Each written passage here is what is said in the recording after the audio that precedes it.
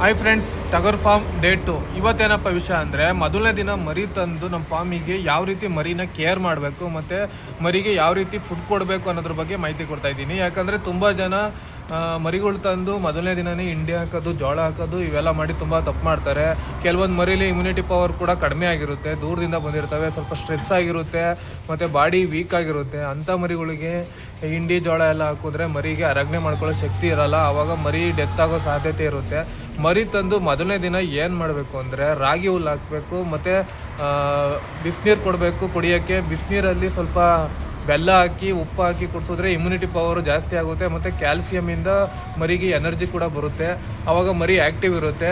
ಬೇಕಿದ್ರೆ ಆಪ್ಷನಲ್ ಆಗಿ ಮೆಲನೆಕ್ಸ್ ಪ್ಲಸ್ ಅಂತ ಒಂದು ಟ್ಯಾಬ್ಲೆಟ್ ಬರುತ್ತೆ, ಇದೇ ಟ್ಯಾಬ್ಲೆಟು. ಈ ಟ್ಯಾಬ್ಲೆಟ್ನ 15 kg ಇಂದ 30 kg ಇರೋ ಮರಿಗೆ ಒಂದು ಮಾತ್ರೆಯಲ್ಲಿ ಕಾಲು ಭಾಗನ ಬಾಳೆಹಣ್ಣು ಇಲ್ಲ ಮುದ್ದೆಯಲ್ಲಿ ಹಾಕಿ ತಿನ್ನಿಸ್ಬೋದು.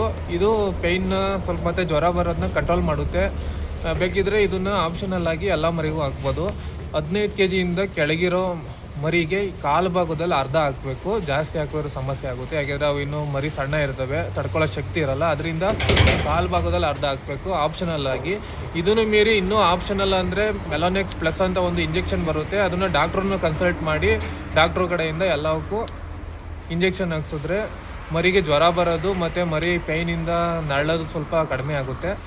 ಓಕೆ ಫ್ರೆಂಡ್ಸ್, ಮೊದಲನೇ ದಿನ ಮರಿ ತಂದು ಯಾವ ರೀತಿ ಕೇರ್ ಮಾಡಬೇಕು, ಯಾವ ರೀತಿ ಫುಡ್ ಹಾಕಬೇಕು ಮತ್ತು ಆಪ್ಷನಲ್ ಆಗಿ ಯಾವ ರೀತಿ ಟ್ಯಾಬ್ಲೆಟ್ ಹಾಕಬೇಕು ಅನ್ನೋದ್ರ ಬಗ್ಗೆ ವಿಡಿಯೋ ಮಾಡಿದ್ದೀನಿ. ಇದೇ ಥರ ಪ್ರತಿದಿನ ಕುರಿಗಳ ಬಗ್ಗೆ ಯೂಸ್ಫುಲ್ ಕಂಟೆಂಟು ವಿಡಿಯೋ ಮಾಡಿ ಹಾಕ್ತಾ ಇರ್ತೀನಿ. ಅದಕ್ಕೋಸ್ಕರ ದಯವಿಟ್ಟು ಎಲ್ಲರೂ ನಮ್ಮ ಪೇಜ್ನ ಫಾಲೋ ಮಾಡ್ಕೊಳ್ಳಿ ಮತ್ತು ಸಪೋರ್ಟ್ ಮಾಡಿ. Thank you.